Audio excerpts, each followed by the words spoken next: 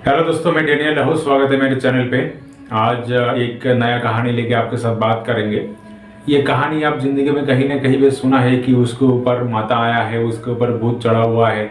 कुछ ऐसा शब्द भी सुनने में आता है कि वो आदमी पोजेस्ड है गोस्ट द्वारा। तो आज वैसे ही एक पोजेस्ड हुआ एक आदमी के बारे में बात करेंगे जिसका नाम मनीष है।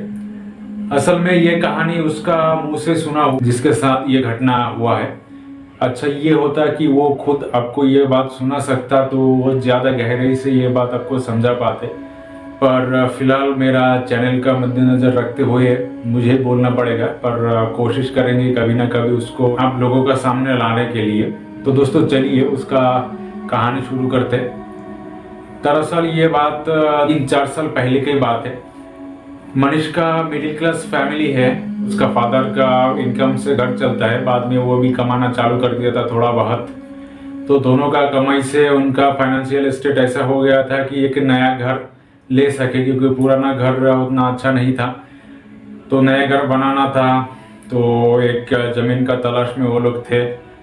एक अच्छा ज़मीन भी मिल जाता है जो बजट में भी फिट होता है, पर वो थोड़ा ज़्यादा सस्ते में मिल जाता है। जमीन सस्ता होने के वजह से वो लोग उतना ज़्यादा छानबीन नहीं करता कि ये ज़मीन क्यों इतना सस्ता है या इसका आजू बाजू में क्या है। इसका आजू बाजू में आपको अगर बोलना है तो उतना ज़्यादा मकान नहीं है। उस ज़मीन से थोड़ा सा लगभग 5-7 मिनट के वॉकिंग डिस्टेंस के बाद ही दूसरा मकान चालू होता है। तो ये एक स्पेशियस पोजीशन पे ज़मीन है, तो सस्ता मिलने के वजह से थोड़ा ज़्यादा खरीद लेता है। और वहाँ पे मकान बनाने के लिए मनीष का फैमिली इंजीनियर से कांटेक्ट करता है और जो ठेकेदार रहता है उनको कॉन्ट्रैक्ट दे देता है। पर उस जमीन खरीदने का जो ब्रोकर है उन्होंने बोला था कि अगर आप मकान बना रहे हैं तो इतना में बनाइए, और ये जो एरिया है इसमें आप ना बनाएंगे तो ज़्यादा बेहतर रहेगा। उस टाइम थोड़ा ज़्यादा ज़मीन खरीदने की वजह से उनका फाइनेंशियल कंडीशन कम हो जाता है, इसके लिए जो मकान है उतने एक्सपेंड नहीं करने का सोचता है। तो थोड़ा सा वो लोगों का जितना ज़रूरत है उतना बना के रखता है। उसके बाद मनीष का जॉब के वजह से दूसरा शहर शिफ्ट हो जाता है, तो मकान उतना ही रहने देता है। और बीच में एक बात बता दूं, मनीष का फैमिली में उसका एक बहन है और मम्मी और पापा है। मम्मी थोड़ा रिलीजियस है, थोड़ा धर्म या भगवान पे ज़्यादा मानता है, और उनका पापा उतना नहीं मान पाते। उनका पापा का जॉब है, इसके लिए बिजी रहता है। बहन घर में रहती है, घर में ही रह के पढ़ाई लिखाई करती है। और उसका बहन की कॉलेज थोड़ा सा ही दूर है जो नया मकान बनाया उससे। मनीष जॉब कर रहा था ठीक से, और कुछ दिन बाद उसका छुट्टी होता है तो वो घर आता है। घर आने के बाद पापा के साथ मिलकर डिसीजन लेता है कि घर को थोड़ा एक्सपेंड किया जाए, थोड़ा सा बढ़ाएंगे, आगे की तरफ बढ़ाएंगे। लेकिन वो लोग ये भूल गया था, इस जमीन का जो ब्रोकर था उन्होंने मना किया था कि इस एरिया में घर को एक्सपेंड ना करने के लिए। तो वो लोग ठेकेदार को बुला के वहाँ पे एक नया कमरा बनाने के लिए बोलता है, और ठेकेदार वहाँ पे कमरा बनाने का काम चालू कर देता है। लेकिन जो 2 मिस्त्री उसके लिए बुलाया गया था उसमें से एक का अचानक से एक्सीडेंट से मौत हो जाता है। उसका मौत होने के बाद जो दूसरा वाला मिस्त्री है वो ठेकेदार को बोलता है कि मैं उस मकान के लिए काम नहीं करूँगा, आप मुझे छुट्टी दे दीजिए, मैं ये काम करना नहीं चाहता हूँ। तो ठेकेदार ये बात मनीष का पापा को बताता है, तो मनीष को भी पता चलता है कि उस कमरे के लिए मिस्त्री काम नहीं करना चाहता है। उससे वजह पूछा गया तो बोलता है कि उस कमरे में काम करते करते टाइम कभी कभी अचानक कान में अजीब सा आवाज़ आता है, लगता है कोई लड़की बात कर रही है, मना कर रही है अभी या कुछ काम करने के लिए।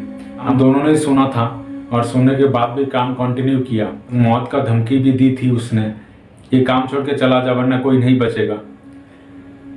तो एक का तो मौत हो गया, मैं भी नहीं काम करना चाहता हूँ, मुझे मौत नहीं चाहिए, मेरा घर गृहस्थी है। तो ये बोल के वो काम छोड़ के चला जाता है। पर ठेकेदार को काम दिया है तो वो करवाता है, वो दूसरा मिस्त्री लगाता है।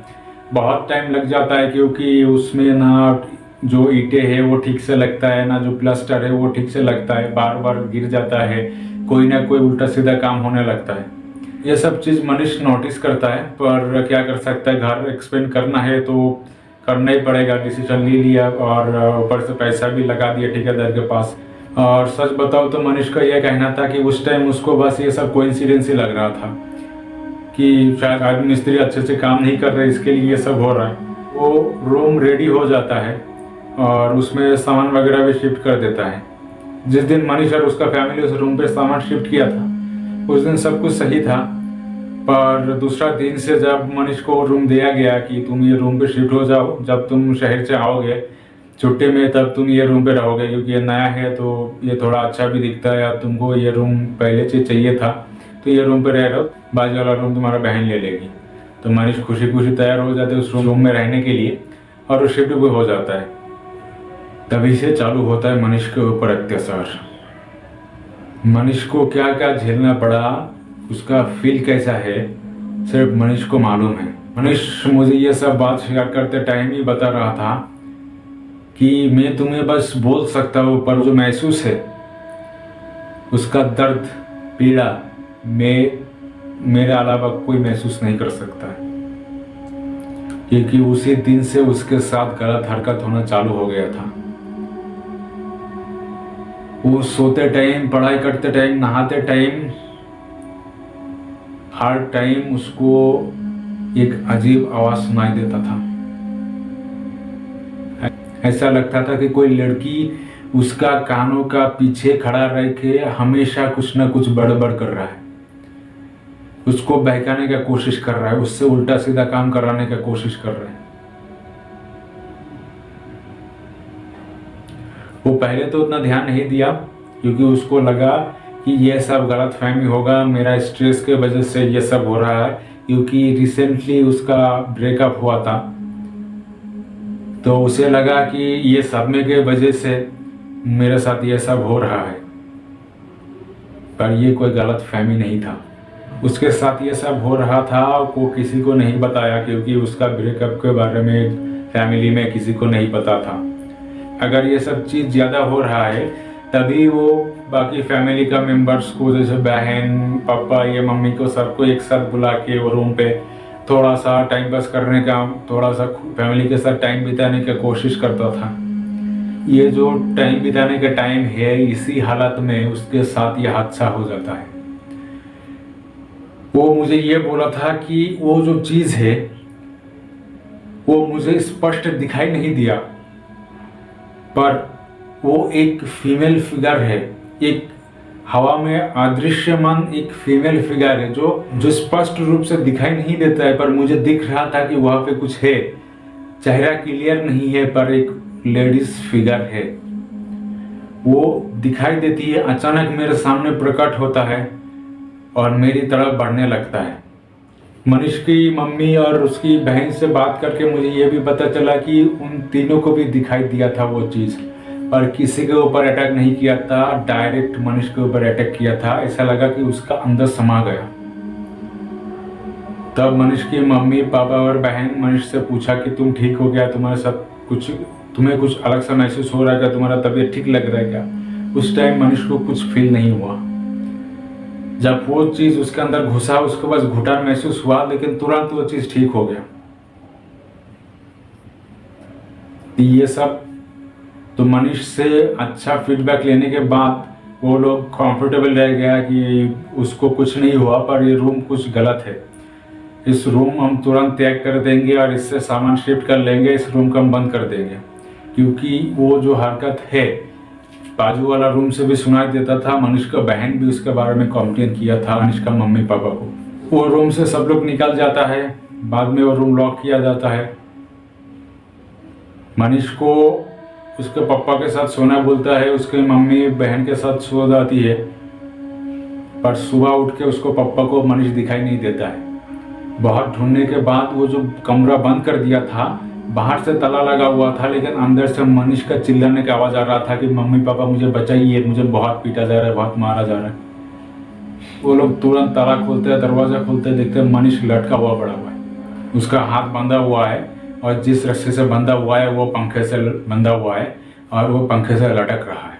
उसको छुड़ाने की कोशिश किया, लेकिन एक बहुत ही तेज हवा आया, जिस हवा से वो लोग सब लोग हिल गए और बहुत शॉक हो गए कि ये बंद कमरे में इतना जोर का हवा कहाँ से आया। ऐसा लग रहा था कि बहुत सारा चीज, बहुत सारा अदृश्य वाला कुछ आत्माएं मनीष का फैमिली को, मनीष को छूने से रोक रहा है। बहुत कोशिश करने के बाद मनीष को नीचे उतरता है, उसका हाथ छुड़ाता है और तभी खुद मनीष खुद को मारने लग जाता है। ऐसा लग रहा है कि शरीर मनीष का है लेकिन उसका हाथ पाँव दूसरा कुछ चीज कंट्रोल कर रहा है। मनीष को रोक ही नहीं पा रहा था। वो लोग 3 लोग मनीष का हाथ पाँव पकड़ के बहुत कोशिश कर रहा था, उसको रोक ही नहीं पा रहा था। तभी मनीष का पापा एक बड़ा डिसीजन लेता है कि मनीष को किसी भी तरह बांधा जाए और इस कमरे से बाहर लेके जाया जाए और जितना जल्दी हो सके कोई तांत्रिक को लाके मनीष का इलाज किया जाए। तभी कोई देर ना करके जल्दी से जल्दी मनीष का पापा बाहर निकल जाता है, नजदीकी एक तांत्रिक को बुला लाता है। तभी तांत्रिक आता है और जितना जल्दी हो सके मनीष का पापा तांत्रिक को लेकर लौट आता है और उस कमरे में घुसा देता है। तांत्रिक बोलता है कि हम दोनों को इस कमरे में रहने दीजिए, बाकी सब बाहर निकल जाइए। तांत्रिक उस कमरे में जाता है, बहुत जोर जोर से एक लड़की की चिल्लाने की आवाज आती है। ये बात मुझे खुद मनीष की मम्मी ने बताई कि ऐसा लग रहा था कि मनीष का अंदर से एक लड़की बात कर रही है, एक लड़की चिल्ला रही है। वो लड़की का कहना ये थी, ये लोग जबरदस्ती मेरा घर पे कब्जा लिया है। मैं इन लोगों को मना किया था कि यहाँ पे घर मत बनाओ, मेरा रहने वाला जगह पे ये लोग घर बना के रह रहा है, मैं इन लोगों को छोड़ूंगा नहीं और धीरे धीरे इस घर का सबको खत्म कर दूंगी। तभी तांत्रिक उसको समझाया कि इन लोगों को गलती हो गया, तुम्हारा शक्ति के साथ हम लोग कोई भी लड़ाई नहीं कर पाएंगे, तुम इन लोगों को क्षमा कर दो, ये लोग अभी घर छोड़ के चला जाएगा। मैं भीख मांगता हूँ, तुम इनको क्षमा कर दो, इनको जिंदा बख्श दो, कभी तुम्हें ये लोग डिस्टर्ब करने नहीं आएगा, तुम बस इनको जिंदा छोड़ दो। तांत्रिक का बहुत मिनती करने के बाद उस आत्मा मनुष्य को छोड़ देती है और सावधान करके निकल जाती है कि इन लोगों को आज के आज मेरा घर छोड़ के निकल जाने बोलो, वरना कल कोई भी जिंदा नहीं मिलेगा। ये बात सुन के मनीष और उसकी मम्मी पापा तुरंत उस घर से शिफ्ट हो जाता है और एक किराए का घर पे जाके उठता है। बाद में उस चीज़ का 1-2 साल बीत गया है, वो लोग अभी सेटल है। उसके बाद से मनीष का हरकत में कोई फ़र्क नहीं आया, वो नेचुरली ज़िंदगी बिता रहा है। पर उसका ये कहना था कि जब वो चीज़ मनीष का अंदर घुसा था उसके बाद से उसको बहुत घुटन होता था, अजीब अजीब सपना आता था। ऐसा लग रहा था कि जैसे कोई लकड़ी बीच में से तोड़ने के लिए जैसे मोड़ता है, उसको वैसे मोड़ने की कोशिश किया जाता था। कुल मिला के ऐसा बात था कि मनुष्य को तकलीफ दे के ख़त्म करने का एक प्रयास किया जाता था, जो बहुत ही दर्दनाक और भयानक होता था।